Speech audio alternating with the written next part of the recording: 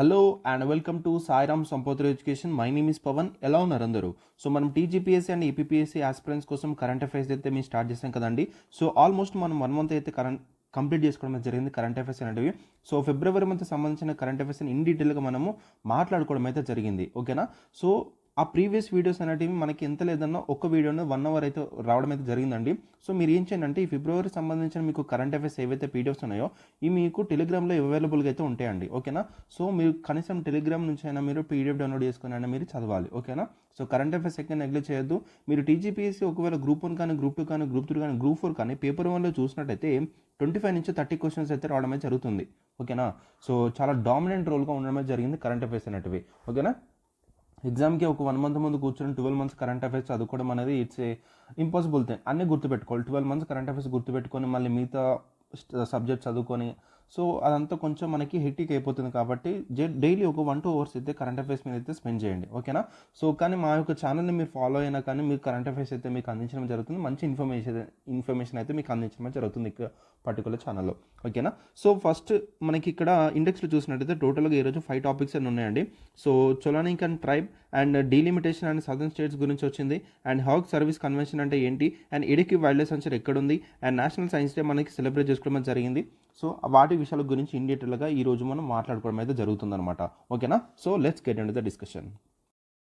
So చూడండి first topic. So Cholanaik and tribe. So a 12-year-old girl name Meenakshi from Cholanical tribe in Kerala receiving home-based education despite being bedridden. So ఇక్కడ మనకి మీనాక్షి అనే వ్యక్తి మనకు ఉన్నారండి. So she is 12-year-old girl అనమాట. So తను చొలానికన్ ట్రైబ్కి చెందిన పర్సన్. సో ఈ యొక్క ట్రైబ్ అనేది ఎక్కడ మనకి నివాసం ఉంటుంది, కేరళలో నివాసం అనేది జరుగుతుందన్నమాట. సో ఈ పర్టికులర్ ట్రైబ్ గురించి మనకు కొన్ని ఇంపార్టెంట్ ఫ్యాక్ట్స్ అయితే తెలుసుకోవాలి. సో ఇక్కడ మనం చూసినట్టయితే సెంట్రల్ గవర్నమెంట్ లాంచ్ చేసిన సమగ్ర శిక్ష ప్రోగ్రామ్ ఏదైతే ఉందో has developed 30 audio visual text in the Cholanaikal language to support her education. So చూసారా, వెరీ ఇంపార్టెంట్ టాపిక్ అండి. ఇక్కడ మీకు చూసినట్టయితే సో చొలానికల్ లాంగ్వేజ్లోనే తన యొక్క ఎడ్యుకేషన్ సపోర్ట్ చేయడానికి 30 ఆడియో విజువల్ టెక్స్ట్స్ అనేవి మనకి డెవలప్ చేయడం జరిగింది బై ద సమగ్ర శిక్ష కేరళ. యాక్చువల్లీ సమగ్ర శిక్ష ప్రోగ్రామ్ అని సెంట్రల్ గవర్నమెంట్ తీసుకొచ్చిందండి. ఆ సెంట్రల్ గవర్నమెంట్ ప్రోగ్రామ్లో డిఫరెంట్ స్టేట్స్ అనేవి ఇంప్లిమెంట్ చేసుకోవడం జరిగిందనమాట. సో కేరళ గవర్నమెంట్ ఏం చేసిందంటే కేరళ గవర్నమెంట్లో నివాసం ఉంటున్న చొలానికల్ ట్రైబ్లో ఒక మీనాక్షి అనే 12-year-old గర్ల్కి తనకి 30 ఆడియో విజువల్ టెక్స్ట్ అని డెవలప్ చేయడం అని జరిగింది to support her education. Very important point. So తప్పకుండా మనకి రావడానికి ఛాన్స్ ఉంటుందన్నమాట. ఓకేనా? So the talking test name Tanaka, Banna, Belli, which means Tanaka అంటే అర్థం మూన్ అని అర్థం, బానా అంటే అర్థం స్కై అని అర్థం, అండ్ బెల్లి అంటే అర్థం స్టార్ అని అర్థం అనమాట. ఆ tailor to her linguistic needs. So చూసారా, ఈవెన్ దో ఈ మూన్, స్కై, స్టార్ అనే పదాలు కూడా ఈ చొలానికల్ ట్రైబ్ లాంగ్వేజ్కి టోటల్గా అంటే దాన్ని టోటల్గా చేంజ్ చేయడం జరిగిందనమాట. ట్రాన్స్లేట్ చేయడం జరిగింది. చాలా ఇంపార్టెంట్ టాపిక్ అండి ఇది మీకు. సో తప్పకుండా మనకు అడగడానికి అయితే ఛాన్స్ ఉంటుంది. ఓకేనా? రైట్. సో దట్ ఈస్ సమగ్ర శిక్ష Kerala provides home based education to 6,168 students across Kerala including virtual classes and the home visits. Even చూసారా, ఇక్కడ మీకు చాలా ఇంపార్టెంట్ కీ రోల్ కనపడుతుంది. ఏంటంటే ఎడ్యుకేషన్ ఏదైతే ఉందో టోటల్గా స్టూడెంట్ దగ్గరికి వెళ్తుందండి. ఇక్కడ స్టూడెంట్ ఎడ్యుకేషన్ దగ్గరికి వస్తలేడు, ఎడ్యుకేషన్ స్టూడెంట్ దగ్గరికి వెళ్తుంది. ఈ ఇంపార్టెంట్ పర్స్పెక్టివ్ మీరు ఇక్కడ గమనించాలి. ఓకేనా? సో హోమ్ బేస్డ్ ఎడ్యుకేషన్ మనకి కేరళ అయితే ప్రొవైడ్ చేయడం జరుగుతుంది దాదాపు 6,168 స్టూడెంట్స్కి through out the Kerala. So ఇందులో మనకి ఏంటంటే వర్చువల్ క్లాసెస్ ఉన్నాయి అండ్ హోమ్ విజిట్స్ కూడా చేయడం జరుగుతుంది అనమాట. ఓకేనా? సో ఇక్కడ మీనాక్షి ఎవరైతే మన 12-year-old గర్ల్ ఉన్నారో తనకి హోమ్ బేస్డ్ ఎడ్యుకేషన్ అయితే ఇవ్వడం జరుగుతుంది in Cholanaikal language.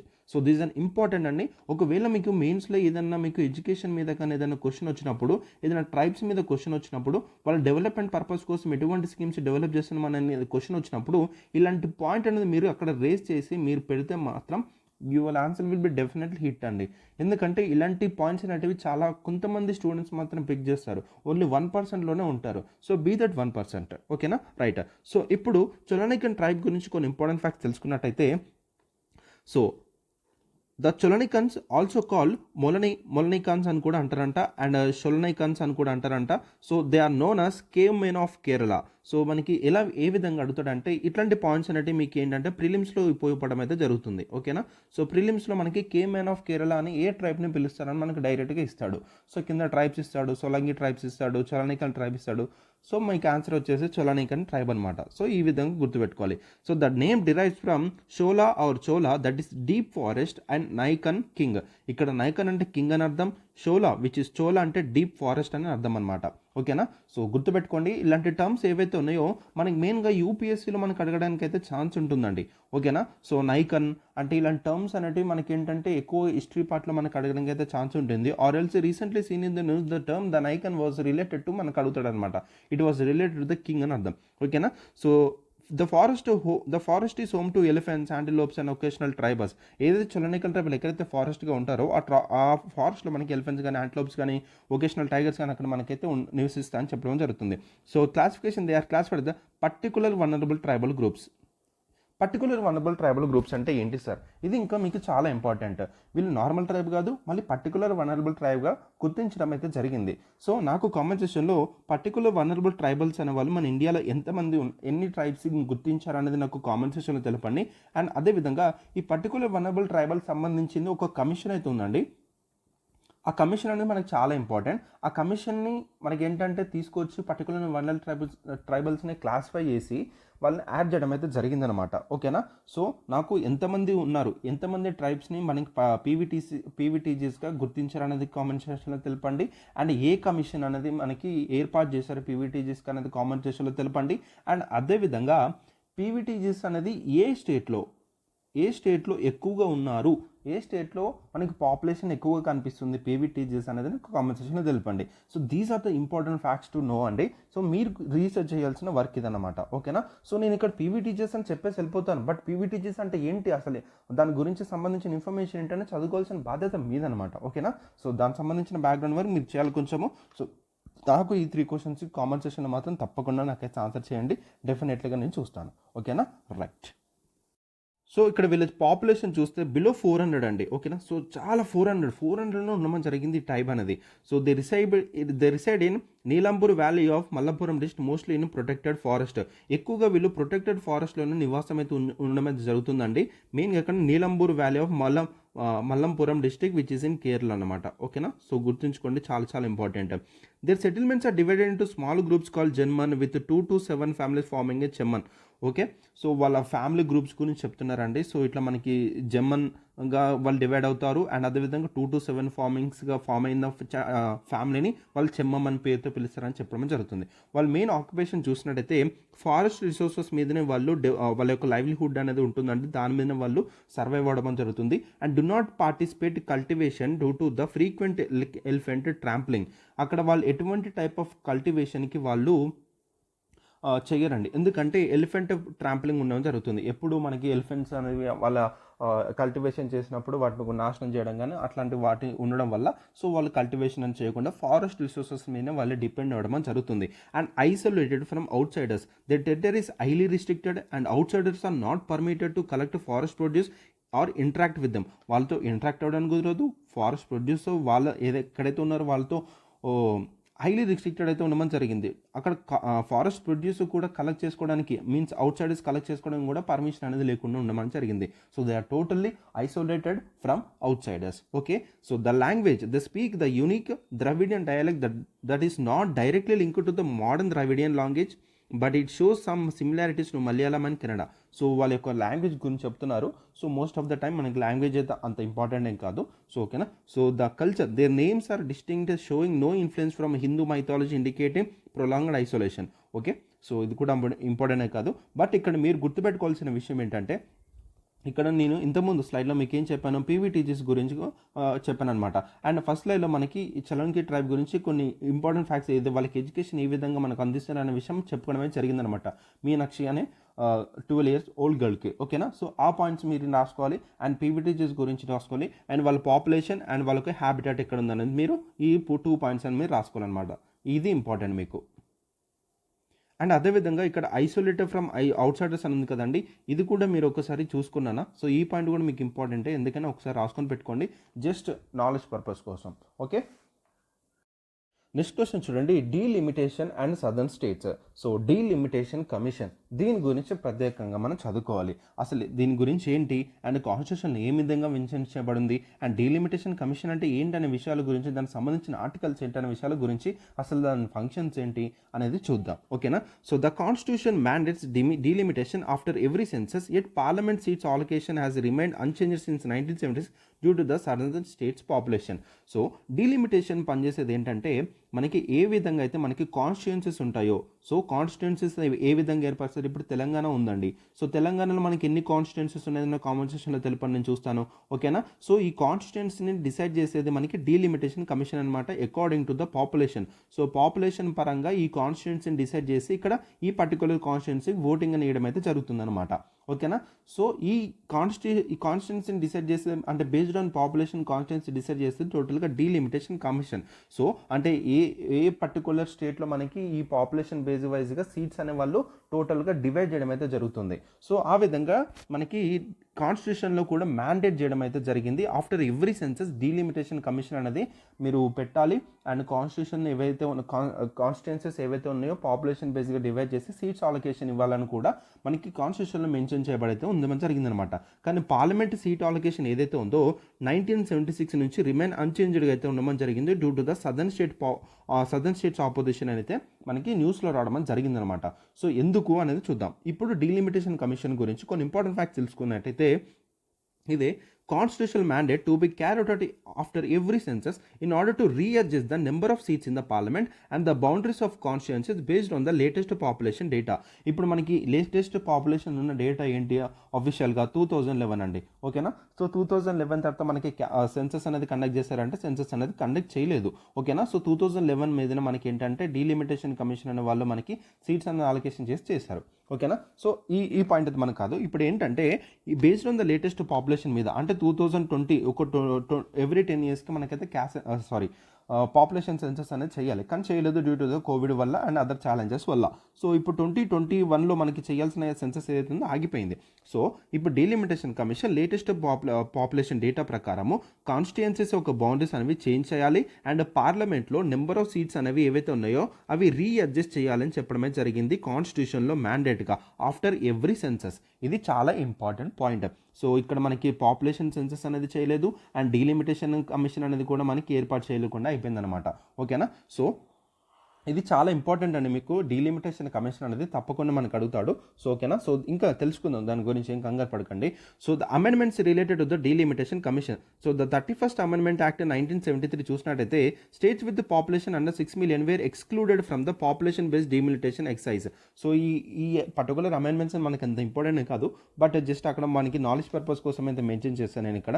42nd amendment చూడండి.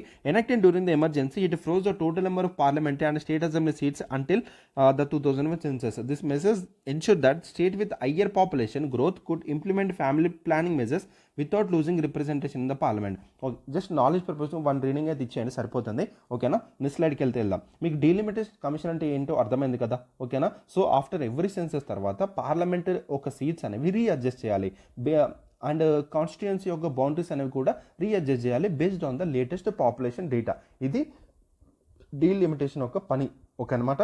ఈ డీలిమిటేషన్ కమిటీ ఎవరు ఏర్పాటు చేస్తారు? పార్లమెంటే చేయాలి. ఓకేనా. ఆఫ్టర్ ఎవ్రీ సెన్సస్ చేసిందా? చేయలేదు. ఓకేనా. సో ఇన్ని ఛాలెంజెస్ ఎంతో ఉన్నాయి. సో అందుకే మనకి న్యూస్లో మనకి అడగడానికి అయితే ఛాన్స్ ఉంటుంది. సో మనకి 84th అమెండ్మెంట్ కూడా చేశారు అండ్ 87th అమెండ్మెంట్ కూడా చేశారు. సో అంటే on the basis of constituencies కానీ పార్లమెంట్లో రీఅడ్జస్ట్మెంట్ ఆఫ్ సీట్స్ కానీ చేయడానికి ఏ పాపులేషన్ బేసిస్ మీద చేస్తారని చెప్పేసి ఒక యాక్ట్ అయితే అమెండ్మెంట్ తీసుకొచ్చి చేస్తారనమాట. ఓకేనా. సో ఇక్కడ మనం చూసినట్టయితే constitutional provisions relating to the delimitation commission, ఇది మీకు చాలా ఇంపార్టెంట్. సో ఆర్టికల్ 82 గుర్తుపెట్టుకోండి. Article 82 mandates the parliament enact the delimitation act after every census. ఇది ఇంపార్టెంట్. సో డీలిమిటేషన్ యాక్ట్ని ఎనాక్ట్ చేయడానికి పార్లమెంట్కి పవర్ ఉంది. ఎక్కడ ఏ ఆర్టికల్లో మెన్షన్ చేస్తారు? Article 82. Very very important. Next article 170 చూసినట్టయితే requires that each state be divided into territorial constituencies for electing members to its legislative assembly. So ఇక్కడ మనకి టెరిటోరియల్ కాన్స్టిట్యుయెన్సీగా డివైడ్ చేయాలి ఈచ్ స్టేట్లో. ఇది ఎలక్టింగ్ మెంబర్, మన లెజిస్లేటివ్ అసెంబ్లీ నుంచి ఒక మెంబర్ని ఎలక్ట్ చేసుకుంటాం కదండి. సో టెరిటోరియల్ కాన్స్టిట్యుయెన్సీ డివైడ్ చేయాలి ఈచ్ స్టేట్లో అని మనకి ఆర్టికల్ 70లో మనకి చెప్పడం అయితే జరిగిందనమాట. So this divisions must be made in according with the provisions laid out in the delimitation commission act. So మనకి డీలిమిటేషన్ యాక్ట్లో ఏ విధంగా అయితే ప్రొవిజన్స్ మెన్షన్ చేయబడి ఉన్నాయో దాని ప్రకారంగానే ఈ పర్టికులర్ కాన్స్టిట్యున్సీస్ అనేవి డివైడ్ చేయడం అనేటివి మనకి చేయాలని చెప్పడం అనేది జరుగుతుంది అనమాట. సో ప్రీవియస్ డీలిమిటేషన్ కమిషన్స్ అనే వాళ్ళు ఎన్ని టైమ్స్ మనకి సెటప్ చేశారంటే టోటల్గా 4 టైమ్స్, 1952లో, 1952లో, 1963లో, 1973లో అండ్ 2002లో. ఇది మీకు చాలా చాలా చాలా ఇంపార్టెంట్ అండ్ దీని గురించి మనకి ఆల్రెడీ యూపీఎస్సీలో క్వశ్చన్ దిగిందండి. ఓకేనా. సో ఈ యొక్క ఎన్ని టైమ్స్ మనకి సెటప్ చేశారు డీలిమిటేషన్ కమిషన్ అనేది మనకి ఆల్రెడీ మనకి అడిగాడు అనమాట. సో ఇది మీకు ఇంపార్టెంట్గా అయితే ఉండడం జరిగింది. This is a previous year question in UPSC. ఓకేనా. సో పీవైక్యూస్ అనేది చాలా ఇంపార్టెంట్ కదా మనకి. సో ఇదైతే గుర్తుపెట్టుకోండి. 1952, 1963, 1973, 2002. సో 1952 తర్వాత మనకి 10 yearsకి 1963, 1963 తర్వాత మన 10 yearsకి 1973, మళ్ళీ దాని తర్వాత 2002 చాలా గ్యాప్ తర్వాత. ఇప్పుడు కూడా మనకి చాలా గ్యాప్ రావడం జరిగింది. సో ఈవెన్ దో ఇప్పుడు మనకి 20 years అయినప్పటికీ కూడా, సో ఈవెన్ దో మనకి డీలిమిటేషన్ కమిషన్ అయితే ఇంకా మనకి రాలేదు. ఓకేనా. సో దిస్ ఇస్ ద ఛాలెంజ్గా ఉండడం జరిగింది. సో అందుకే డీలిమిటేషన్ కమిషన్ గురించి చాలా ఆర్టికల్స్ రావడం అనేది జరుగుతుంది న్యూస్లో. మనకి ఒక ఇష్యూ అనేది ఒక 2-3 yearsగా నడుస్తున్నప్పుడు, 4-5 yearsగా నడుస్తున్నప్పుడు ఆ పర్టికులర్ ఇష్యూ అనేది ఏ విధంగా కంటెంపరీ ఇష్యూగా అంటాం అనమాట. ఆ పర్టికులర్ ఇష్యూ ఏదైతే ఉందో, సో డీలిమిటేషన్ కమిషన్ అనేది ఒక కంటెంపరీ ఇష్యూగా మనం చెప్పొచ్చు. సో ఇట్లాంటి కంటెంపరీ ఇష్యూస్ మీదనే మనకి న్యూస్లో ఏవైతే ఉన్నాయో అట్లాంటి వాటి మీదనే మనకి క్వశ్చన్స్ అనేది దిగుతాడు. మెయిన్గా యూపీఎస్సీలో ఇదే ఫార్మాట్ ఫాలో అవుతాడండి. ఓకేనా. సో కంటెంపరీ ఇష్యూస్ని పికప్ చేసి అలాంటి కంటెంపరీ ఇష్యూస్ మీద మనకి ఎంసీక్యూస్గా ఫార్మాట్ చేసి మనకైతే క్వశ్చన్ పేపర్లో కనిపించడం అయితే జరుగుతుంది అనమాట. ఓకేనా. ఇదే ఫార్మాట్ అనేది మనకి యూపీఎస్సీ అనేది ఫాలో అవుతుంది సిన్స్ 2-3 years నుంచి కంటెంపరీ బేసిస్ మీద క్వశ్చన్స్ అడగడం. సో మన టీఎస్పీఎస్సీ కానీ ఏపీపీఎస్సీ కానీ డెఫినెట్గా ఇదే ఫార్మాట్ ఫాలో అవడం కూడా ఖచ్చితంగా మనకి ఫాలో అవడం అయితే చూస్తాము. So that's why I'm stressing on this word. So తప్పకుండా మీరు ఇలాంటి కంటెంపరీ ఇష్యూస్ మీద మీరు ఫోకస్ చేయాలి. సరే ఎక్కడి నుంచి చదువుకోవాలి సార్ అంటే న్యూస్ పేపర్స్ చదవాలి. ఓకేనా. సో న్యూస్ పేపర్స్ అనేది మీకు చాలా ఇంపార్టెంట్. న్యూస్ పేపర్ చదివితే ఏంటంటే ఆ పర్టికులర్ ఇష్యూ అనేది ఎప్పటి నుంచి నడుస్తుంది ఏంటనేది మీకు క్లియర్గా అర్థమైపోతుంది. ఈ రోజు వచ్చే న్యూస్ రేపు వస్తుంది, రేపు వచ్చే న్యూస్ ఎల్లుండి కూడా వస్తుంది, ఎల్లుండి వచ్చే న్యూస్ ఆ తర్వాత రోజు కూడా రావడం జరుగుతుంది. అట్లాంటి ఇష్యూ అనేది కంటిన్యూస్గా వస్తున్నప్పుడు డెఫినెట్గా మీరు నోట్ అవుట్ చేసుకోవాలి అట్లాంటి ఇష్యూ అనేది. ఇప్పుడు ఫర్ ఎగ్జాంపుల్ మీకు రష్యా ఉక్రెయిన్ వార్ వస్తుందండి. సో రష్యా ఉక్రెయిన్ వార్ ఎప్పటి నుంచి జరుగుతుంది?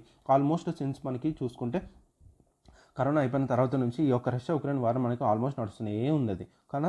సో అందుకే ఈ రష్యా ఉక్రెయిన్ వార్ మనకు కంటెంపరీ ఇష్యూ అనమాట. ఇప్పుడు చూసుకుంటే రష్యా ఉక్రెయిన్ వార్ జరిగింది ఎందుకు కారణం కాకుండా రష్యా ఉక్రెయిన్ దగ్గర మనకి ఈ రష్యాకి సంబంధించిన సీస్ గురించి బార్డర్ సీస్ నుంచి వెస్ట్కి ప్లేస్ చేయమని మన టీజీపీఎస్సీ గ్రూప్ 3 పేపర్లో మనకు అడిగాడు చూసారా. సో అక్కడ నుంచి పిక్ చేశాడు క్వశ్చన్ అనేది. ఈ రష్యా ఉక్రెయిన్ వార్ సంబంధించింది మన కంటెంపరీ ఉంది కాబట్టి రష్యాకి సంబంధించిన సీస్ వీళ్ళకి తెలుసా, రివర్స్ తెలుసా, అండ్ ఉక్రెయిన్ బార్డర్స్ ఏంటి, అండ్ రష్యాకి సంబంధించిన ఇంపార్టెంట్ రివర్స్ ఏంటి, ఉక్రెయిన్ సంబంధించిన ఇంపార్టెంట్ బార్డర్స్ ఏంటి, అక్కడ ఉన్న బ్లాక్ సీతో వీళ్ళకి ఏమైనా తెలుసా, బ్లాక్ సీ బార్డర్స్ ఏంటి. సో ఇట్లాంటి వాటిని పిక్ చేస్తాడు. అర్థమవుతుందా. అండ్ అదేవిధంగా ఎకనామిక్ జాగ్రఫీ అనేది మీకు చాలా ఇంపార్టెంట్. రష్యాలో ఎటువంటి టైప్ ఆఫ్ మనకి ఎకనామిక్ జాగ్రఫీ మనకి చూసుకుంటే ఎటువంటి టైప్ ఆఫ్ ఇంపోర్ట్స్ కానీ ఎక్స్పోర్ట్స్ కానీ ఇండియాతో మనకి ఎటువంటి సంబంధాలు ఉన్నాయి, అండ్ ఉక్రెయిన్ ఒకవేళ మనకి ఇది అవ్వడం వల్ల ఉక్రెయిన్ అది ఏ విధంగా దాని యొక్క ఎకనామిక్ జాగ్రఫీ అని ఉన్నది అంటే అటు మినరల్స్ కావచ్చు, లేకపోతే ఎటువంటి టైప్ ఆఫ్ సప్లైస్ కావచ్చు, క్రూడ్ ఆయిల్స్ కావచ్చు, సో ఏ విధంగా ఎఫెక్ట్ అవుతుంది. ఈ యొక్క ఉక్రెయిన్ వల్ల టోటల్గా సప్లై చైన్స్ అండ్ డిస్టర్బ్ అవడం జరిగిందనమాట.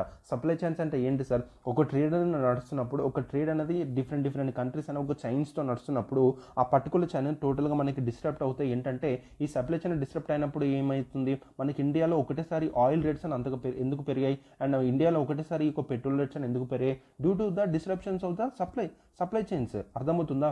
ఎక్కడో ఒక ఎఫెక్ట్ అని జరగడం వల్ల, రష్యా ఉక్రెయిన్ వార్ జరగడం వల్ల అక్కడ ఎఫెక్ట్ రావడం వల్ల ఇక్కడ ప్రైజెస్ పెరిగాయి due to the disturb of the supply chains. ఓకేనా. ఆ సప్లై చైన్స్ డిస్టర్బ్ అవ్వకుండా ఉండాలంటే ఇలాంటి వార్స్ అనేది జరగకుండా పీస్ తోటి వెళ్ళాలి అండ్ ఒక డిప్లొమాటిక్ టాక్స్తో వెళ్ళాలి అని మనకి ఇంటర్నేషనల్ రిలేషన్స్లో మనకి చదువుకోవడం అయితే జరుగుతుంది మెయిన్గా యూపీఎస్సీలో. సో బట్ మెయిన్గా మనకి టీజీపీఎస్సీలో ఏపీపీఎస్సీలో కానీ అంత డీప్గా వెళ్ళకుండా జస్ట్ బార్డర్స్ ఏంటి అండ్ దానికి సంబంధించిన సీస్ ఏంటి, ఆ చుట్టుపక్కల ఉన్న ఏరియాలో లైక్ రష్యా ఉక్రెయిన్ వార్ అలా ఆ విధంగా మీరు చదువుకోవాలన్నమాట. ఓకే. నాట్ ఓన్లీ దిస్ అండి, ఈవెన్ పాలిటీ వైజ్గా చూసుకున్నా కూడా డీలిమిటేషన్ కమిషన్ అనేది మనకు ఒక కంటెంపరీ ఇష్యూగానే రావడం అయితే జరుగుతుంది. ఓకేనా. So don't forget it. ఏదైనా కానీ నేను చెప్పిన ఏవైతే ఇప్పుడు చెప్పిన ఇన్ఫర్మేషన్ అనేది అది మీకు ఏ న్యూస్కైనా మీకు వర్తించడం జరుగుతుంది. ఈవెన్ జాగ్రఫీ కానీ, ఈవెన్ ఎకానమిక్ అయినా, ఈవెన్ పాలిటిక్ అయినా, ఏదైనా హిస్టరీ సంబంధించిన ఏదైనా వచ్చినా కూడా డెఫినెట్గా హిస్టరీ సంబంధించిన మీకు బెస్ట్ ఎగ్జాంపుల్ చెప్పాలంటే recent Tamil Nadu government Indus valley civilisation సంబంధించిన లాంగ్వేజ్ ఏదైతే ఉందో దాన్ని మీరు డీకోడ్ చేయాలని చెప్పేసి తమిళనాడు గవర్నమెంట్ ఒక సర్టన్ అమౌంట్ అయితే మనకి పెట్టడం అనేది జరిగిందనమాట. సో ఇక ఐవీసీ గురించి ఏంటి, అసలు దాని లాంగ్వేజ్ ఏంటి, ఎందుకు డిసపేర్ చేయలేకపోయారు, సో ఆ లాంగ్వేజ్ సంబంధించిన విషయాలు ఎందుకు తెలుసుకోలేకపోయారు అనే విషయాలు మీరు కొంచెం రీసెర్చ్ చేయాలి. సో ఇది కూడా ఒక ఇష్యూ అని మనం చెప్పొచ్చు, అది హిస్టరీకి రిలేటెడ్ సంబంధించింది. ఓకేనా. సో ఈ విధంగా మీరు ఏంటంటే ఎవ్రీథింగ్ న్యూస్లో ఉన్న దాన్ని మీరు స్టాటిక్ పార్ట్తో కనెక్ట్ చేసుకునే విధంగా మీ ప్రిపరేషన్ ఎప్పుడైతే ఉంటుందో డెఫినెట్లీ మీ యొక్క ఎగ్జామినేషన్ అనేది హిట్ అవుతుంది. ఓకేనా, రైట్. సో ఎక్కువ మాట్లాడేసినట్టున్నాను, నెక్స్ట్ స్లైడ్కి వెళ్దాం.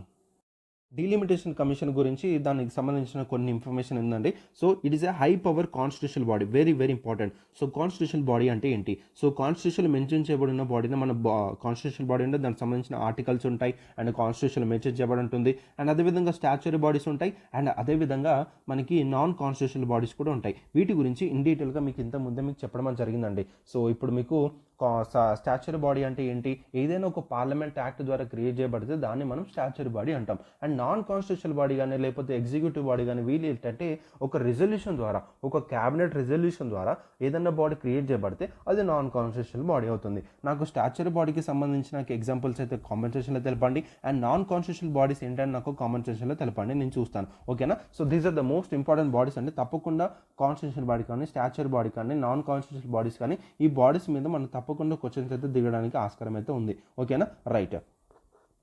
Next redrawing the boundaries of electoral constituencies. ఇంతకుముందు చెప్పాను, ఎలక్ట్రల్ కాన్స్టిట్యుయెన్సీ ఏవైతే ఉన్నాయో రీడ్రాయింగ్ చేయడానికి దాన్ని టోటల్గా చేంజ్ చేసే బాధ్యత అంతా మనకి డీలిమిటేషన్ కమిషన్ అనమాట. And allocating reserve seats for schedule caste and schedule tribe, ఇది కూడా చాలా చాలా ఇంపార్టెంట్. చాలామంది ఈ పాయింట్ డీలిమిటేషన్ కాదేమో అనుకుంటారు, ఓన్లీ పార్లమెంట్ది అనుకుంటారు. సో ఇది కూడా చూసుకోండి. Allocating reserve seats for SC and ST, చాలా చాలా ఇంపార్టెంట్ పాయింట్ అనేది ఇది. ఓకేనా. ఎస్సీ ఎస్టీకి మనకి రిజర్వ్ సీట్స్ అని అలొకేట్ చేస్తే డీలిమిటేషన్కి పవర్ అయితే ఉండమని జరిగింది. చాలా ఇంపార్టెంట్ పాయింట్, ఇది నోట్ చేసుకోండి. అండ్ మెంబర్స్ ఇంక్లూడ్, ఇక్కడ మనకి ఇది ఇంపార్టెంట్. ఇందులో డీలిమిటేషన్ కమిటీలో ఎవరు ఉంటారో మనం చూసినట్టయితే సుప్రీంకోర్టు జడ్జి ఉంటారండి, రిటైర్డ్ సుప్రీంకోర్టు జడ్జి ఉంటారు అండ్ చీఫ్ ఎలక్షన్ కమిషనర్ ఉంటారు and respective state election commissioners కూడా ఉంటారు. ఓకేనా. సో రిటైర్డ్ సుప్రీంకోర్టు జడ్జి ఉంటే దాని తర్వాత మనకి చీఫ్ ఎలక్షన్ కమిషనర్ ఉంటారు అండ్ అదేవిధంగా స్టేట్ ఎలక్షన్ కమిషనర్స్ కూడా ఉంటారు. అండ్ రీసెంట్గా మనం చూసినట్టయితే చీఫ్ ఎలక్షన్ కమిషనర్గా ఒక పర్సన్ అపాయింట్ చేయడం జరిగిందండి గవర్నమెంట్. సో చూద్దాం. ప్రెసిడెంట్ అపాయింట్ చేశారు. ఓకేనా. సో సారీ అండి, వెరీ వెరీ సారీ. ప్రెసిడెంట్ మనకి రీసెంట్గా చీఫ్ ఎలక్షన్ కమిషనర్ కొత్త పర్సన్ అపాయింట్ చేశారు. ఓకేనా. సో తను ఎవరు, తన పేరు ఏంటి అనేది నాకు కామెంట్ సెక్షన్లో తెలపని నేను చూస్తాను. ఓకేనా. సో చాలా చాలా important.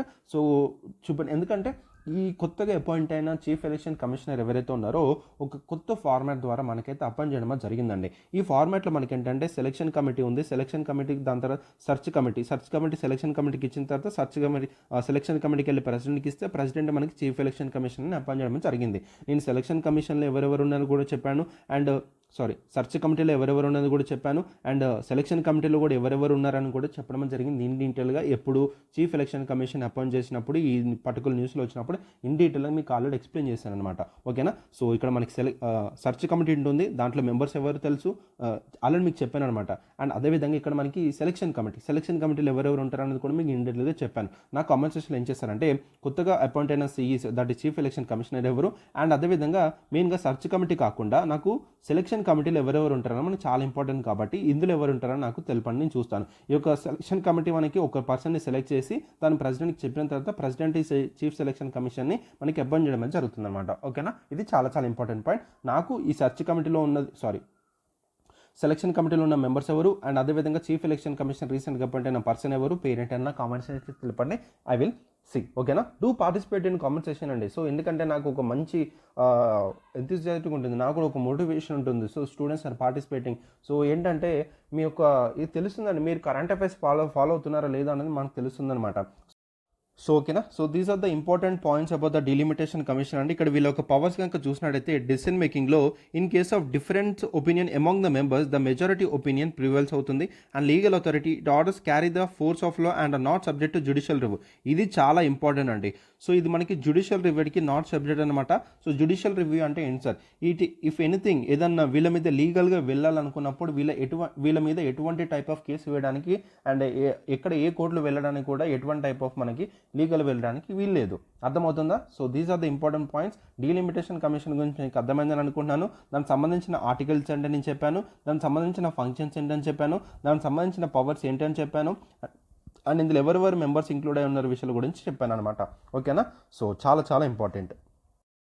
So delimitation commission act అనేది మనకి 1952లో మనకి ఎనాక్ట్ చేయడం అయితే జరిగిందనమాట. సో డీలిమిటేషన్ కమిషన్ ఎవరు అపాయింట్ చేస్తారో మనకి ప్రెసిడెంట్ అపాయింట్మెంట్ జరుగుతుంది Indian collaboration with election commission of India. ఇది చాలా important point. And population distribution changes అనేది మనకి మైగ్రేషన్ వల్ల కానీ గ్రోత్ వల్ల కానీ అండ్ డెమోగ్రఫీ షిఫ్ట్ ద్వారా కానీ మనకి చేంజ్ అవుతూ ఉంటుంది. ఓకేనా. So delimitation reflect this changes to maintain equity in representation. ఇది చాలా ఇంపార్టెంట్. ఇలాంటి పాయింట్స్ ఏవైతే ఉన్నాయో మీకు మెయిన్స్లో పడాలి. ఓకేనా. సో ఈక్విటీ రిప్రజెంటేషన్ కావాలంటే తప్పకుండా there will be a delimitation commission to redistribute the ఏమంటారు ఈ యొక్క పర్టికులర్ పాపులేషన్ రీడిస్ట్రిబ్యూట్ చేసేసి ఈ యొక్క ఈక్విటీ రిప్రజెంటేషన్ చేయాల్సిన బాధ్యత డీలిమిటేషన్ కమిషన్ అయితే ఉండమని జరిగింది. ఇప్పుడు కరెంట్ స్టేటస్ చూసినట్టయితే the number of seats in the parliament and state assemblies as remain unchanged in 1976 నుంచి మనకి రిమైన్ అన్చేంజ్డ్గానే ఉన్నాయి despite population growth disparities between regions. Even though మన పాపులేషన్ అనేది 2011తో కంపేర్ చేసుకుంటే ఇప్పుడున్న పాపులేషన్ ఆల్మోస్ట్ మనకి ఎవ్రీ స్టేట్లో మనకి ఇంక్రీజ్ అవ్వడం జరిగింది. ఈవెన్ ఇండియా అనేది టోటల్గా చైనాని దాటిపోయి మనకి ఫస్ట్ ప్లేస్లో ఉంటుందని కూడా న్యూస్లో విన్నామని జరిగిందనమాట. సో ఇంత పాపులేషన్ పెరుగుతున్నప్పుడు రిప్రజెంటేషన్ అనేది టోటల్గా అన్ఈక్వల్గా ఉన్నప్పుడు ఇట్ ఈజ్ టోటల్గా మనకి ఎవరి బాధ్యత అది మనకి పార్లమెంట్ అనేది చూసుకొని అది పార్లమెంట్ అనేది బాధ్యతగా తీసుకొని according to the population census చేసేసి దాని తర్వాత డీలిమిటేషన్ కమిషన్ని తీసుకొచ్చి ఈ రిప్రజెంటేషన్ టోటల్గా డివైడ్ చేసి పాపులేషన్ పరంగా కాన్స్టిట్యున్సీని డివైడ్ చేసేసి మనకి రిప్రజెంటేషన్ ఇస్తే it will be very good. So అప్పుడు ఏంటంటే మనకి క్లియర్ కట్గా ఏదైనా కానీ మనకి కనిపిస్తుంది. ఓకేనా. రైట్. అండ్ పాపులేషన్ వైజ్గా seat ratio was broadly equitable after last delimitation commission. So last delimitation commission ఎప్పుడు ఏర్పాటు చేశారండి? సో నా కామెంట్ సెక్షన్లో తెలుపని నేను చూస్తాను. ఓకేనా. ఓన్లీ 4 times అని నేను చెప్పాను కదా. సో లాస్ట్ వన్ ఏంటి, ఏ ఇయర్లో? ఓకేనా. సో తెలుపండి. సో ఇది ఉత్తరప్రదేశ్ సంబంధించింది. ఇక్కడ ఈ డేటా మనకు అంత ఇంపార్టెంట్ కాదు. సో అడిగాడు, జస్ట్ అలా ఒకసారి అయితే లుక్ చేయండి సరిపోతుంది.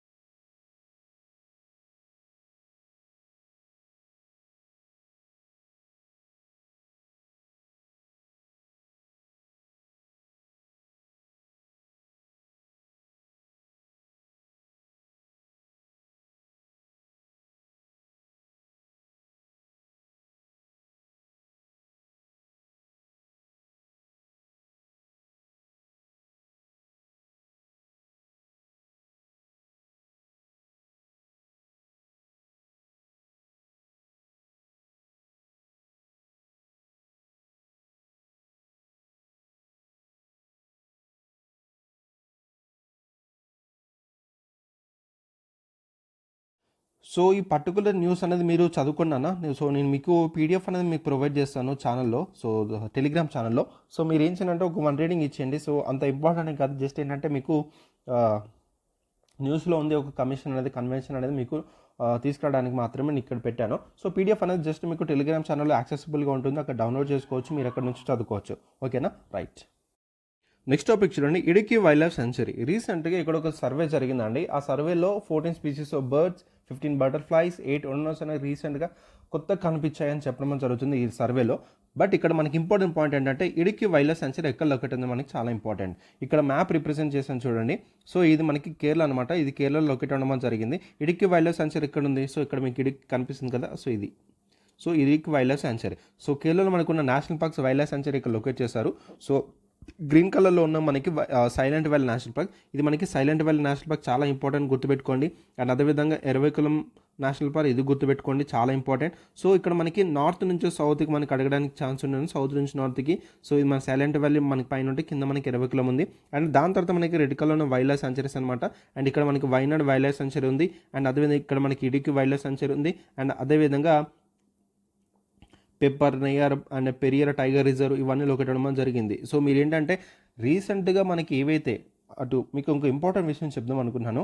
So national parks, wild life sanctuaries and అదేవిధంగా రామ్సార్ సైట్స్ అండ్ అదేవిధంగా టైగర్ రిజర్వ్స్. సో ఇంకేమైనా ఉన్నాయి, ఇంకేమైనా మిస్ అయ్యానా? సో అంతే అనుకుంటాను. సో నేషనల్ పార్క్స్ అనేవి ఎంత లేదన్నా మనకి 100+ ఉన్నాయండి, ఓకేనా. సో వైల్డ్ లైఫ్ సాంచురీస్ అనేది కూడా చాలా ఉండడం జరిగింది. రామ్సార్ సైట్స్ ఇప్పుడు టోటల్గా మనకి 89కు కౌంట్ చేరింది. టైగర్ రిజర్వ్స్ అని ఇప్పుడు నాకు తెలిసి ఒక 55 56 అయ్యాయి అనుకుంటాను. సో ఇంత నెంబర్ గుర్తుపెట్టుకోవడం అనేది అట్ ఇస్ ఇంపాసిబుల్ థింగ్. ఇక్కడ మీకు రీసెంట్గా మనకి రామ్సార్స్ అయితే అడగడం జరిగింది. ఎన్ని యాడ్ అయ్యాయి అనేది మీకు తెలియాలి. అండ్ నేషనల్ పార్క్స్ అని ఏవి న్యూస్లో ఉన్నాయని మీకు తెలియాలి, ఓకేనా. సో న్యూస్లో దాదాపు 1 year నుంచి ఏవైతే న్యూస్లో ఉన్నాయో అవి కవర్ చేసుకుంటే సరిపోతుంది. అండ్ అదేవిధంగా వైల్డ్ లైఫ్ సాంచురీస్ కూడా ఏవైతే న్యూస్లో ఉన్నాయో అవి కవర్ చేసుకుంటే సరిపోతుంది. అండ్ టైగర్ రిజర్వ్స్ ఓన్లీ మనకి 55 ఉన్నాయి కాబట్టి so most of the national parks ఏవైతే ఉంటాయో అవే నేషనల్ పార్క్స్ టైగర్ రిజర్వ్గా మనకి చేయడమే జరిగిందనమాట. సో ఇందులో మనకి గుర్తుపెట్టుకోవడానికి అంత ప్రాబ్లం ఏం కాదు. సో మీరు ఏం చేయండి అంటే మీరు నేషనల్ పార్క్స్ దాదాపు 100+ ఉన్నాయి. సో అవన్నీ మీరు మ్యాపింగ్ చేసుకున్న తర్వాత ఇది 100+ మ్యాపింగ్ చేసుకొని ఏవైతే న్యూస్లో ఉంటున్నాయో అవి మీరు ఇంకా హైలైట్ చేసుకోండి, సరిపోతుంది, ఓకేనా. సో తప్పకుండా ఈ నేషనల్ పార్క్స్ కానీ, వైల్డ్ లైఫ్ సాంచురీస్ కానీ, రామ్సార్ సైట్స్ కానీ, టైగర్ రిజర్వ్స్ కానీ ఇందులో నుంచి మనకి 2 questions అండి తప్పకుండా. ఏ పేపర్ అయినా సరే, ఆ టీఎస్పీఎస్సీ కానీ, ఏపీపీఎస్సీ కానీ, ఈవెన్ యూపీఎస్సీ అనే కానీ తప్పకుండా 2 questions, ఓకేనా. సో మీరు గుర్తుపెట్టుకోండి, వెరీ ఇంపార్టెంట్ అది. ఇది మీకు ఒక 2 days టైం తీసుకుంటుందండి, ఓకేనా. సో మీరు టోటల్గా 2 days, ఈవెన్ 1 day, కొంతమంది 1 dayలో కూడా చేయొచ్చు.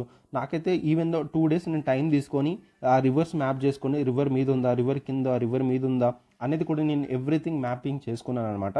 సో ఒకవేళ నేను అది షేర్ చేయడానికి అయితే మీకు చేస్తాను, బట్ అది మీకు అర్థం కాదనమాట. ఎవరైతే వాళ్ళు సొంతంగా చేసుకుంటారో వాళ్ళకి అర్థమవుతుంది. So it will be better do it on your own, ఓకేనా, రైట్. సో తప్పకుండా 2 questions అన్ని 1 question మనకి 1 dayలో వచ్చేస్తుంది, ఓకేనా. సో తప్పకుండా మనకి 2 question కోసం ఒక 2 days స్పెండ్ చేయలేమా, తప్పకుండా దిగుతాయి, ఓకేనా, right. So Idukki wildlife sanctuary కనుక చూసినట్టయితే, so which came into existence in the 1976, located in the Thodupazu and Udumbanchola taluks in Idukki district in Kerala. So Idukki డిస్ట్రిక్ట్లోనే లొకేట్ ఉంది, అందుకే ఇడుక్కి వైల్డ్ లైఫ్ సాంచురీ అని పేరు పెట్టారు. సో దాదాపు 77 square kilometers కవర్ చేయడం జరిగింది. And forest surrounding the Idukki arc dam అనేది కూడా అక్కడ లొకేట్ ఉందని చెప్తున్నారు. And the Tarain of sanctuary is characterised by steep mountains, valleys, hills. ఎందుకండి ఇక్కడ మనకి ఈస్టర్న్ ఘాట్స్ ఉంటాయి, వెస్టర్న్ ఘాట్స్, వెరీ సారీ, ఇక్కడ మనకి ఈస్టర్న్ ఘాట్స్ ఉంటాయి అనమాట, ఓకేనా. ఇక్కడేమో ఈస్టర్న్ ఘాట్స్ ఉంటాయి, అటేమో మనం చూసుకుంటే వెస్టర్న్ ఘాట్స్, ఈస్టర్న్ ఘాట్స్ ఉంటే నేనే కన్ఫ్యూజ్ అవుతున్నాను. సో ఇక్కడ మనకి ఈస్టర్న్ ఘాట్స్ లొకేట్, సారీ ఇక్కడ మనకి వెస్టర్న్ ఘాట్స్ లొకేట్ అవ్వడం జరుగుతుందన్నమాట. ఇక్కడ వెస్టర్న్ ఘాట్స్లో మనకి ఏంటంటే ఇది ఒక బయోస్ఫియర్ రిజర్వ్, వెస్టర్న్ ఘాట్స్ అంతా కదా. సో బయోస్ఫియర్ రిజర్వ్ అంటే ఏంటి? సో ఇక్కడ మనకి రిచ్ బయోడైవర్సిటీ ఉంటుంది. రిచ్ బయోడైవర్సిటీని ఏమని పిలుస్తాం? అక్కడ టైప్ ఆఫ్ స్పీషీస్ చాలా ఉండడం జరుగుతుందన్నమాట. ఒక టైప్ ఆఫ్ ఒక ఎకలాజికల్ బ్యాలెన్స్ అనేది కనిపించడం జరుగుతుంది. ఆ సంబంధించిన ఒక రిజర్వ్ ఏదైతే ఉందో రిచ్ బయోడైవర్సిటీని కాపాడాలని చెప్పేసి ఆ బయోడైవర్సిటీకి దాన్ని బయో రిజర్వ్గా మనకి ప్రకటించడం అయితే జరుగుతుంది. సో వెస్టర్న్ ఘాట్స్ని బయోస్ఫియర్ రిజర్వ్గా మనకి ప్రకటించి అక్కడున్న టోటల్ ఏరియా అంతా ఆ వెస్టర్న్ ఘాట్స్కి ఆనుకొని ఈ యొక్క వైల్డ్ లైఫ్ సాంచురీస్ కానీ, నేషనల్ పార్క్స్ కానీ చాలా ఉంటాయండి. ఈవెన్ సౌత్ వెస్ట్ మనకి మెయిన్గా కర్ణాటక, కేరళ అండ్ తమిళనాడు ఈ ఏరియాస్లో మెయిన్గా చూసినట్టయితే ఈ పర్టికులర్ చైన్ అంతా మనకి అన్ని ఇరుకుగానే కనిపించడం జరుగుతుంది, ఓకేనా, రైట్. సో చాలా స్టీప్ మౌంట్స్ ఉంటాయి, చాలా వ్యాలీస్ ఉంటాయి, చాలా హిల్స్ ఉంటాయి. ఎందుకు? Due to the effect of the western Ghats. So western Ghats అని ఎంత మనకి ఒక బ్యూటిఫుల్గా కనిపిస్తుంది, ఒక సైడ్ ఏమో డెజర్ట్ లాగా ఉంటే ఒక సైడ్ ఏమో మనకి ఒక గ్రీనరీగా ఉంటుంది. ఓకేనా. సో ఎందుకు దాని ఎఫెక్ట్ ఏంటి, ఇది జాగ్రఫీలో మీరు చదువుకుంటారు. ఓకేనా. సో ఇలా ఎవ్రీథింగ్ ఒక పాయింట్ నుంచి ఒక పాయింట్ మీరు కనెక్ట్ చేసుకోవాలి. ఓకేనా. సో 450 నుంచి 1272 మీటర్స్ ఆల్టిట్యూడ్ ఉంది అంటున్నారు. ఇక్కడ మనకి ఈ పర్టికులర్ వైల్డ్ లైఫ్ సాంచురీలో మనకి హైయెస్ట్ పిక్గా వాంజూర్ మేడు దట్ ఈస్ 1272 అని చెప్తున్నారు హైయెస్ట్ పిక్. సో ఇక్కడ మెయిన్గా పెరియార్ అండ్ చెరుంతనార్ రివర్స్ అనే మేజర్ ఫ్లోగా ఉండని చెప్తున్నారు. అండ్ రెయిన్ఫాల్ వచ్చేసి 3800 యావరేజ్ రెయిన్ఫాల్ చెప్తున్నారు. And tropical evergreen forest, semi evergreen forest, most deciduous షోరస్, గ్రాస్ ల్యాండ్స్. సో ఆల్మోస్ట్ మనకి సౌత్ ఇండియాలో మనకి ఏదైతే కేరళ ఉందో, వెస్టర్న్ ఘాట్స్ ఏదైతే ఉందో మనకి ట్రాపికల్ ఎవర్గ్రీన్ ఫారెస్ట్ మనకి కనిపించడం జరుగుతుంది. సో సెమీ ఎవర్గ్రీన్ ఫారెస్ట్ కానీ మనకి ఎవర్గ్రీన్ ఫారెస్ట్ కానీ కనిపించడం జరుగుతుంది అనమాట. సో మీరు మ్యాపింగ్ అనేది చేసుకున్న ఈ ట్రాపికల్ ఎవర్గ్రీన్ ఫారెస్ట్ ఎక్కడ కనిపిస్తాయి, ఈ మాయిస్ట్ డెసిడెన్స్ ఫారెస్ట్ ఎక్కడ కనిపిస్తాయి, గ్రాస్ ల్యాండ్ ఎక్కడ ఏ ఫారెస్ట్ కనిపిస్తాయి అనేది మీరు ఇండియా మ్యాప్ అనేదిలో చూసుకోండి. ఓకేనా. సో అది కూడా ఇంపార్టెంట్, మనకి ఈజీగా అర్థమైపోతుంది ఆ పర్టికులర్ ఏరియా ఒక క్లైమేట్ అనేది, వెజిటేషన్ కానీ ఎప్పుడైనా మనకి క్వశ్చన్ వచ్చినప్పుడు. ఓకేనా. ఫ్లోరా ఫానా గురించి చెప్తున్నారు. So density, rosewood, jackfruit, ebony, cinnamon. So ఈ ఫారెస్ట్లో మనకి ఎసెన్షియల్గా కనిపిస్తాయని చెప్తున్నారు. అండ్ ఇక్కడ ఈ వైల్డ్ లైఫ్ సెంచరీలో మనకి elephant, bison, sambar deer, wild dogs, jungle cats, tigers, ఇలా వెరైటీ టైప్ ఆఫ్ స్పీసెస్ అని మనకి ఇక్కడ కనిపించడం జరుగుతుంది. అండ్ స్నేక్స్ కూడా, కోబ్రా, వైపర్ అనేది కూడా ఇక్కడ కనిపిస్తుందని చెప్తున్నారు. And birds and jungle fowl and myna, laughing thrush, ఇక్కడ మనకి కొన్ని బర్డ్స్ అని పేరు చెప్తున్నారు. వుడ్ పీకర్, ఇలా డిఫరెంట్ టైప్ ఆఫ్ స్పీసెస్ అనేవి కూడా కనిపించని చెప్తున్నారు. And it is home to the endangered species Nilgiri tahr, which is very very important. So Nilgiri tahr అనేది మనకి which is endangered species, it is an home to Idukki wildlife sanctuary. Very very important, ఈ point గుర్తుపెట్టుకోవాలి మీరు. ఓకేనా. So ఈ point గుర్తుపెట్టుకుని సరిపోతుంది particular స్లైడ్లో. రైట్. సో ఇడికి వైల్డ్ లైఫ్ సాంచురీ ఎక్కడ ఉంది, కేరళలో గట్ట ఉంది. సో కేరళలో మనకి చూసుకుంటే డిఫరెంట్ మనకి వైల్డ్ లైఫ్ సెంచరీస్ ఉన్నాయి, నేషనల్ పార్క్స్ ఉన్నాయి, అవన్నీ మీరు మ్యాపింగ్ చేసుకోండి. అండ్ అదేవిధంగా ఇక్కడ ఇంపార్టెంట్ మనం గుర్తుపెట్టుకోవాల్సింది ఏంటి, నీలగిరి తార్ అనేది ఎండేంజర్డ్ స్పీషీస్ అనేది ఇడికి వైల్డ్ లైఫ్ సెంచరీ హోమ్గా ఉందన్న పాయింట్ గుర్తుపెట్టుకుంటే సరిపోతుంది. ఓకేనా. రైట్. నెక్స్ట్ టాపిక్ చూడండి, నేషనల్ సైన్స్ డే. రీసెంట్గా మనకి 20th ఫిబ్రవరి నేషనల్ సైన్స్ డే సెలబ్రేట్ చేసుకోవడం జరిగిందండి. సో ఎందుకు, to commemorate the discovery of Raman effect. So మన సివి రామన్ గారు రామన్ ఎఫెక్ట్ అని డిస్కవరీ చేశారు కదా. సో అది గుర్తుగా 20th ఫిబ్రవరి నేషనల్ సైన్స్ డే సెలబ్రేట్ చేసుకోవడం జరుగుతుంది ఎవ్రీ ఇయర్. ఓకేనా. సో ఇక్కడ సివి రామన్ గురించి కొన్ని ఇంపార్టెంట్ ఫ్యాక్ట్స్ తెలుసుకున్నట్టయితే 1930లో తను నోబెల్ ప్రైజ్ అనేది తీసుకోవడం జరిగింది for the discovery of Raman effect. The first celebration took place on February 20, 1987. 1987 నుంచి మనకి జరుగుతుందండి ఈ యొక్క నేషనల్ సైన్స్ డే అనేది. So marking the beginning of the tradition that continue the inspire generations. So ఈ పాయింట్ గుర్తుపెట్టుకొని సరిపోతుంది ఎప్పటి నుంచి జరుపుకుంటున్నారు, February 28, 1987. So Nobel prize in 1930. Very very important అండి. ఇక్కడ మీరు ఏంటంటే ఒక టైంలో అడుగుతాడండి. ఏ విధంగా అంటే ఇండియా ఎవరైతే పర్సన్స్ ఉంటారో, ఇండియా పర్సనాలిటీస్ ఉంటారో, ఇండియా పర్సనాలిటీ నోబెల్ ప్రైజ్ అన్నది ఈ పర్టికులర్ ఏరియాలో గెలుచుకున్నారు అనేసి చెప్పేసి మనకి ఏంటంటే ఒక టైంలను అడుగుతాడు మన క్వశ్చన్లో. ఓకేనా. సో ఆ టైంలను మీరు గుర్తుపెట్టుకునే విధంగా నోబెల్ ప్రైజ్ అసలు మన ఇండియన్ పర్సనాలిటీస్లో మనం చూసినట్టు నోబెల్ ప్రైజ్ ఎంతమంది గెలుచుకున్నారు అనేది నా కామెంట్ సెక్షన్లో తెలపండి. లెట్స్ సీ, చూద్దాం. So the objective of the observation of the National Science Day is to spread the message of the importance of science and its application among the people. Okay. The theme for the 2025 is important. So empowering Indian youth for global leadership in science and innovation for the Vikasit Bharat. ఇది important theme అని మీకు గుర్తుపెట్టుకోవాలి. ఓకేనా. So ఈ particular 20th ఫిబ్రవరి every year national science day celebrate చేసుకున్న point మీరు రాసుకోవాలి. And Nobel prize winner CV Raman గారు ఏదైతే రామన్ ఎఫెక్ట్ కనుగొన్నారో అందుకు గాను మనకి ఒక 20th ఫిబ్రవరి నేషనల్ సైన్స్ డే సెలబ్రేట్ చేసుకున్నాం సిన్స్ February 20, 1987 నుంచి పాయింట్ గుర్తుపెట్టుకొని ఈ థీమ్ అనేది రాసుకుంటే సరిపోతుంది. ఓకేనా. రైట్. ఇప్పుడు కొన్ని ఇంపార్టెంట్ విషయం తెలుసుకుందామండి. సైన్స్ యొక్క అంటే సైన్స్లో మనకు ఒక కాంట్రిబ్యూషన్ ఏ విధంగా ఉందనేది చూద్దాం.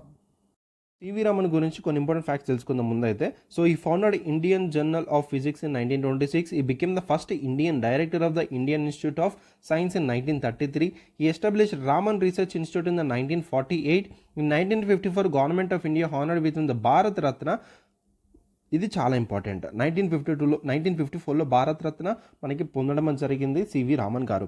So when a beam light passes through the transparent medium, such a liquid or gas, a small fraction of scattered light changes in wavelength. So దీన్నే రామన్ ఎఫెక్ట్ అనమాట జరుగుతుందన్నమాట. సో ఈ చేంజ్ ఏదైతే ఉందో అక్కడ due to the interaction of light with the vibration and the rotational energy levels of the molecules in the medium. So ఇక్కడ Raman effect గురించి చెప్తున్నారండి. సో దాన్ని కనుక్కున్నది ఏంటి, డిస్కవరీ ఏంటంటే ఏదైనా ఒక బీమ్ లైట్ అనేది ఒక ట్రాన్స్పరెంట్ మీడియం నుంచి, అది గ్యాస్ కావచ్చు లిక్విడ్ కావచ్చు, మనకు ఒక స్మాల్ ఫ్రాక్షన్ మనకి పాస్ అయినప్పుడు, ఆ ట్రాన్స్పరెంట్ మీడియం నుంచి పాస్ అయినప్పుడు ఒక స్కాటర్డ్ లైట్ చేంజ్ అనేది చూడడం జరుగుతుంది వేవ్ లెంత్లో. ఓకేనా. సో వేవ్ లెంత్లో ఈ స్కాటర్ లైట్ చేంజ్ అని చూస్తాం. ఎందుకు ఈ చేంజ్ అని చూస్తామంటే is occur to the interaction of the light with the vibrational and the rotational energy levels of the molecules in the medium. ఓకేనా. సో ఈ మీడియంలో లిక్విడ్ అండ్ గ్యాసెస్ దాంట్లో ఇంట్రాక్షన్ ఆఫ్ లైట్ జరుగుతుంది. అండ్ అదేవిధంగా ఈ మీడియంలో ఉన్న మాలిక్యూల్స్ ఏవైతే ఉన్నాయో వాళ్ళకి వైబ్రేషనల్ రొటేషన్ ఎనర్జీ లెవెల్స్ అనేవి దానివల్ల ఈ స్కాటర్డ్ ఆఫ్ లైట్ అనేది జరుగుతుంది అనేది చెప్పడం జరుగుతుంది అనమాట. ఓకేనా. సో ఇది మనకి రామన్ ఎఫెక్ట్ గారిని కనుక్కున్నారు, సివి రామన్ గారిని కనుక్కున్నారు. దిట్ ఈస్ కాల్డ్ రామన్ ఎఫెక్ట్. ఓకేనా. సో మీరు ఒకసారి వీడియో చూసారనుకోండి ఏదన్నా మీకు ఈజీగా అర్థమైపోతుంది. ఓకేనా. సో ఒకసారి చూడండి. ఓకేనా. Key advancements in science and technology in 2024 చూసినట్లయితే ఆ science and technology key advancements ఏంటి అనేది మనం చూద్దాం ఇప్పుడు. ఓకేనా. సో గ్లోబల్ స్టాండింగ్ పొజిషన్లో ఇండియా అనేది మనకి 39th పొజిషన్లో ఉంది ఇన్ గ్లోబల్ ఇన్నోవేషన్ ఇండెక్స్ 2024. ఇది గుర్తుపెట్టుకోవాలి. గ్లోబల్ ఇన్నోవేషన్ ఇండెక్స్లో ఇండియా అనేది మనకి 39th ర్యాంక్ ఉండిందండి ఇన్ 2024. అండ్ అదేవిధంగా గ్లోబల్ ఇంటెలెక్చువల్ ప్రాపర్టీ చూసినట్టయితే 6th పొజిషన్లో ఉందండి. చాలా చాలా important as per the WIPO report. ఓకేనా. సో నాకు ఈ global GI report, the global innovation index and అదేవిధంగా గ్లోబల్ ఇంటెలెక్చువల్ ప్రాపర్టీ, ఈ 2 ఇండెక్స్ అని ఎవరు రిలీజ్ చేస్తారని నా కామెంట్ సెక్షన్లో తెలపని నేను చూస్తాను. ఓకేనా. These are the important points to recollect from your side. ఓకేనా. Right. So the Anusandhan national research foundation is accelerating India's research and development ecosystem. So Anusandhan national research and foundation అని తీసుకొచ్చారండి. సో ఇందులో ఏంటంటే ఇండియాస్ రీసెర్చ్ అండ్ డెవలప్మెంట్ ఎకోసిస్టమ్ని యాక్సిలరేట్ చేస్తుందని చెప్తున్నారు. PM early career research grant supports young researchers, provide them with the resource to pursue independent రీసెర్చ్ని వాళ్ళు సపోర్ట్ చేయడానికి మెయిన్గా younger రీసెర్చర్స్లో PM early care research grant అనేది తీసుకురావడం జరిగింది. And EV machines AIIMS to faster innovation in electric vehicle technology making India self reliant and sustainable mobility. So electric vehicle టెక్నాలజీలో కూడా ఒక ఇన్నోవేషన్గా తీసుకురావడానికి EV మిషన్ అయితే తీసుకురావడం జరిగిందండి. సో ఇప్పుడు చూసినట్టయితే ఇండియా అనేది సెల్ఫ్ రిలయంట్ ఇన్ సస్టైనబుల్ మొబిలిటీలో, సో సస్టైనబుల్ డెవలప్మెంట్గా ఇండియా మారడానికి అయితే ట్రై చేస్తుంది. ఏ విధంగా సార్? ఎనర్జీ ఏదైతే ఉందో, లైక్ ఇప్పుడు మనం పెట్రోలియం వాడుతున్నాం, కోల్ వాడుతున్నాం, డీజిల్ వాడుతున్నాం. దీనివల్ల ఏంటి? పొల్యూషన్ వస్తుంది. పొల్యూషన్ రావడం వల్ల ఏంటి? ఎన్విరాన్మెంట్ ఎఫెక్ట్ అవుతుంది. ఏ విధంగా ఎఫెక్ట్ అవుతుంది? గ్రీన్ హౌస్ గ్యాసెస్ అనేవి ఎమిట్ అవుతున్నాయి. గ్రీన్ హౌస్ గ్యాసెస్ వల్ల ప్రాబ్లం ఏంటి సార్? గ్రీన్ హౌస్ గ్యాస్ వల్ల ఏంటంటే హీట్ అనేది ట్రాప్ అయిపోతుంది. హీట్ ట్రాప్ అయితే ఏమవుతుంది సార్? హీట్ ట్రాప్ అయితే టెంపరేచర్ అనేది రేజ్ అవుతుంది.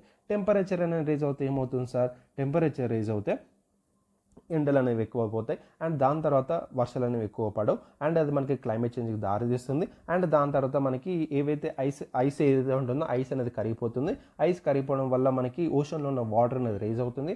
వాటర్ అనేది ఒకవేళ రైజ్ అయితే కోస్టల్ ఏరియాస్ అనేది ఎఫెక్ట్ అవుతాయి. కోస్టల్ ఏరియాస్ కనుక ఎఫెక్ట్ అవుతే అక్కడ ఉన్న పీపుల్ ఉన్న వాళ్ళు మైగ్రేట్ అవుతారు. అండ్ మైగ్రేట్ అవుతే ఏమవుతుంది? వేరే వెళ్ళిపోవడం వల్ల అక్కడ అన్ఎంప్లాయ్మెంట్ అనేది క్రియేట్ అవుతుంది. అన్ఎంప్లాయ్మెంట్ క్రియేట్ అంటే రూరల్ ఏరియాస్ అని ఎఫెక్ట్ అవుతాయి. అర్బన్కి వచ్చేస్తారు. అర్బన్లో పాపులేషన్ ఇంక్రీజ్ అవుతుంది. సో అండ్ అదేవిధంగా అక్కడ ఏంటి? అన్ఎంప్లాయ్మెంట్ క్రియేట్ అవుతుంది. అన్ఎంప్లాయ్మెంట్ క్రియేట్ అవుతే అటు ఎకానమీకి దెబ్బతింటుంది.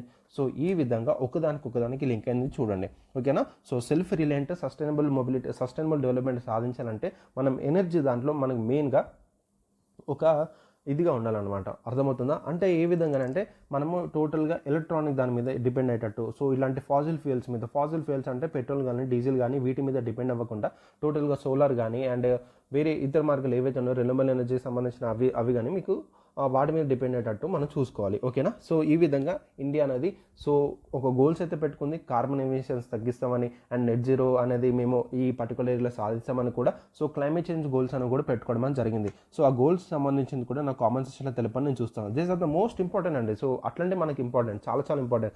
సో మీకు కాన్ఫరెన్స్ ఆఫ్ పార్టీస్ గురించి తెలుసు అని అనుకున్నాను. సో కాన్ఫరెన్స్ పార్టీస్ అనేవి మనకి జరుగుతూనే ఉంటాయి. సో ఇప్పుడు రీసెంట్గా జరుగుతున్న కాన్ఫరెన్స్ పార్టీస్ ఎప్పుడు జరుగుతుంది, ఎక్కడ జరుగుతుంది అనేది కూడా మీకు తెలియాలి. ఓకేనా. సో డిఫరెంట్ మనకి కాన్ఫరెన్స్ ఆఫ్ పార్టీస్ నుంచి టోటల్గా మనకి ఎవ్రీథింగ్ అనేది మనకి తెలియాలన్నమాట. ఓకేనా. సో ఏ కాన్ఫరెన్స్ పార్టీలు ఎటువంటి టైప్ ఆఫ్ ట్రీటీస్ అనేది యాక్సెప్ట్ చేసుకున్నారు, అండ్ క్యూటో ప్రోటోకాల్ అనేది మనకు ఒకటి వచ్చిందండి. ఆ క్యూటో ప్రోటోకాల్ ఏ పర్టికులర్ కాన్ఫరెన్స్ ఆఫ్ పార్టీస్లో తీసుకొచ్చారో మనకు తెలియాలి.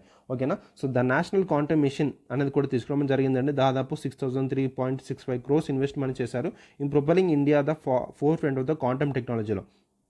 సో క్వాంటమ్ టెక్నాలజీని టోటల్గా ఎంకరేజ్ చేయడానికి ఇంత అమౌంట్ అని పెట్టారని మనకి న్యూస్ రావడం జరిగింది. National super computing machine India's computational power expanded to the 30 petaflops in 2024 through NSM, that is National Super Computing Mission, with plans to reach 77 petaflops using indigenous develop. So ఇది చాలా important అండి. మీకు super computers ఏవైతే super computers మీద రీసెంట్గా చాలా questions అయితే రావడం జరిగిందండి. సో ఇండియాలో మనకి సూపర్ కంప్యూటర్స్ అనే వాళ్ళు మనకి డిఫరెంట్ ఐఐటీస్ అనే వాళ్ళు మనకి డెవలప్ చేస్తున్నారు అనమాట. ఓకేనా. సో ఈ సూపర్ కంప్యూటర్స్ మీద గురించి సంబంధించిన ఇన్ఫర్మేషన్ మీరు కొంచెం గ్యాదర్ చేసుకోవాలి. ఓకేనా. The BharatGen initiative is working on the India's first multilingual, that is large language model for AI మీద మనకి భారత్ జెన్ ఇనిషియేటివ్ అయితే మనకి వర్క్ చేయడం అయితే జరుగుతుంది. ఓకేనా. సో ఇదండి చాలా ఇంపార్టెంట్. సో ఇండియా కంటూ సపరేట్గా ఒక ఏఐ అనేది ఉందంటే లేదు. సో ఈ విధంగా చైనా మాట్లాడతాం, మన డీప్ సీ అంటాం, అదే మనకి చాట్ జీపీటీ మన యూఎస్ అంటాం. సో ఈ విధంగా మనం మాట్లాడుతూ ఉంటాం. మన ఇండియా సంబంధించిన ఏ ఒక లార్జ్ లాంగ్వేజ్ మోడల్ ఏమైనా ఉందో అంటే సో డెవలప్ చేసుకోవాలి. ఓకేనా. సో ఈ విధంగా మన ఇండియా అనేది గ్లోబల్లో మనకు ఒక రికగ్నిషన్ రావాలంటే మాత్రం తప్పకుండా we have to do the big things, right. So international రిలేషన్స్లో మనం ఈ విధంగా మాట్లాడుకోవాలి. వేరే కంట్రీస్తో ఎటువంటి టైప్ ఆఫ్ ఒప్పందాలు ఉన్నాయి, వేరే కంట్రీస్ ఎటువంటి టైప్ ఆఫ్ అగ్రిమెంట్స్ అని మనం జరుపుకుంటున్నాం. సో ఏ విధంగా మన ట్రేడ్ అనేది జరుగుతుంది, ఏ విధంగా మనకి ఎకానమీ అనేది గ్రో అవుతుంది. So these have to look out అండి. అవన్నీ మీకు తెలియాలంటే న్యూస్ పేపర్స్ అని మీరు చదువుకోవాలి. ఓకేనా, రైట్. ఒక ఇంపార్టెంట్ స్లైడ్ ఉందండి, మీకు పిఐబి న్యూస్లో మనకు పెట్టడం జరిగింది. ఏన్షియంట్ ఇండియాస్ కంట్రిబ్యూషన్స్ అనేవి గ్లోబల్ సైన్స్కి ఎటువంటి టైప్ ఆఫ్ కాంట్రిబ్యూషన్ చేశారనే విషయాలు మనకి ఇక్కడ చెప్పారు. సో ఇది చాలా ఇంపార్టెంట్ పోస్ట్ అనమాట. So the Aryabhata introduce the symbol of zero enabling modern arithmetic operations. So Aryabhata garu ఈ యొక్క ఐడియా ఆఫ్ జీరోని మనకి ఇంట్రడ్యూస్ చేయడం జరిగింది. And the decimal system. So India developed the decimal system revolutionising arithmetic calculations. Decimal system develop చేసింది ఇండియానే. And numeral notations. India numeral system adopted by the Arabs and the later West becomes Arabic numerals. చాలా important point. So Arabic numerals అని చెప్తాం కదండి, అది Indian numeral system మనకి Arabs వాళ్ళు adapt చేసుకొని అది మనకి లేటర్ వెస్ట్లో మనకి వాళ్ళు అడాప్ట్ చేసుకోవడం జరిగిందనమాట. సో దాన్ని మనకి అరబిక్ న్యూమరల్స్గా మనం చెప్పడం జరుగుతుంది. Next Fibonacci numbers. The Fibonacci sequence was first record in the India through the Sanskrit prosody. ఓకేనా, గుర్తుపెట్టుకోండి. Binary numbers. Pingala introduced the concept of binary numbers in his work in poetic matters. ఈ పింగల్ అనే person మనకు ఉన్నారండి, గుర్తుపెట్టుకోండి, మనకు అడుగుతున్నారు. సో ఇది ఇంపార్టెంట్, నేను కూడా ఇప్పుడే ఫస్ట్ టైం చూస్తున్నాను. సో ఇది కూడా మీరు రాసుకోవడం చూసుకోండి. So Pingala introduce the concept of binary numbers in his work on poetic meters. So ఎవరికి 100% ఏ విషయాలు తెలియదు కాబట్టి నేను కూడా కొత్తగా చూస్తున్నాను కాబట్టి సో మీరు కూడా నోట్ చేసుకొని పెట్టుకోండి. And chakravala method of algorithms. Brahmagupta devised and early algorithm to solve క్వాడ్రాటిక్ ఈక్వేషన్స్ని కూడా సాల్వ్ చేయడానికి ఒక ఎర్లీ ఆల్గరిథమ్ డివైజ్ చేసిన పర్సన్ ఎవరు? Brahmagupta. And ruler measurements. Harappans rulers ఎవరు చేశారు మనకి ఈ యొక్క ఏన్షియంట్ ఆర్కిటెక్చర్లో మనకి ప్రిసైజ్ క్యాలిబ్రేషన్స్ అండ్ వెయిట్స్ అని కూడా తీసుకురావడం జరిగింది. And theory of atom. So Kanad proposed atom theory centuries before John Dalton. So John Dalton కన్నా ముందే కన్నడ్ ఎవరైతే ఉన్నారో ఆటమిక్ థియరీని ప్రపోజ్ చేయడం జరిగిందనమాట. Next heliocentric theory. Aryabhatta described earth rotation and revolution around the sun, very important. And Wood's steel, high quality Indian steel was renowned worldwide for its strength and pattern. Okay. Smelting of zinc. India pioneered the distillation process of the zinc production, చాలా important. And seamless metal globe. Mughals created seamless metal globes using lost wax casting. ఇక్కడ lost wax casting అనేది ఒక technique అనమాట. ఆ technique use చేసి ఇక్కడ metal globes అని కూడా క్రియేట్ చేయడం జరిగింది. చాలా ఇంపార్టెంట్, గుర్తుపెట్టుకోండి. అండ్ ప్లాస్టిక్ సర్జరీ కూడా మనకి ఏన్షియంట్ ఇండియా నుంచి చూడడం జరిగింది. సువస్త్ర developed advanced surgical techniques including the rhinoplasty. ఓకేనా, గుర్తుపెట్టుకోండి. సువస్త్ర developed advanced surgical techniques. And cataract surgery. సువస్త్ర perform the first recorded cataract surgeries, చాలా important. Ayurveda, there is Charaka laid the foundation for the holistic medicine and the preventive health care. చాలా చాలా important. These are the Ayurveda medicine సంబంధించిన చెరక అనమాట, గుర్తుపెట్టుకున్నాను. And surgery సంబంధించి ఏంటంటే మనకి సువస్త్ర అనమాట, గుర్తుపెట్టుకోండి. ఓకేనా. సో ఆల్రెడీ సువస్త్ర అండ్ చెరక దాని మీద మనకి యూపీఎస్సీలో క్వశ్చన్ రావడం జరిగిందనమాట. సో చూసుకోండి. And iron cased rockets. Tipu Sultan developed the iron cased rockets influence in the modern warfare. So మనకి టిప్పు సుల్తాన్ చాలా ఇంపార్టెంట్ పర్సనాలిటీ అండి. సో టిప్పు సుల్తాన్ తన వార్ ఏదైతే జరుగుతున్నప్పుడు ఆ వార్లో మనకి ఐరన్ కేస్డ్ రాకెట్స్ వాడడం జరిగిందని. So is the first person అండి అలాంటి టెక్నాలజీతో యూజ్ చేయడం అనేది. సో అందుకే తిను కూడా ancient India's contribution to global సైన్స్లో మనకి స్థానం సంపాదించుకోవడం జరిగింది. ఐడియా ఆఫ్ జీరో కావచ్చు, డెసిమల్ సిస్టమ్ కావచ్చు, అరబిక్ న్యూమరల్ సంబంధించింది కావచ్చు, ఫిబనాయిక్ నెంబర్స్ కావచ్చు, బైనరీ నెంబర్స్.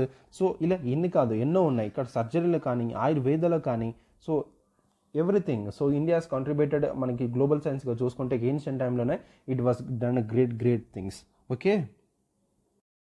సో ఇక్కడ మనకి ఇంకా ప్రోగ్రామ్స్ చెప్తున్నారు. Innovation and science pursuit for inspire programme అనేది ఏంటంటే aim to attract support young talent in science and రీసెర్చ్లో అనేది గుర్తుపెట్టుకోండి.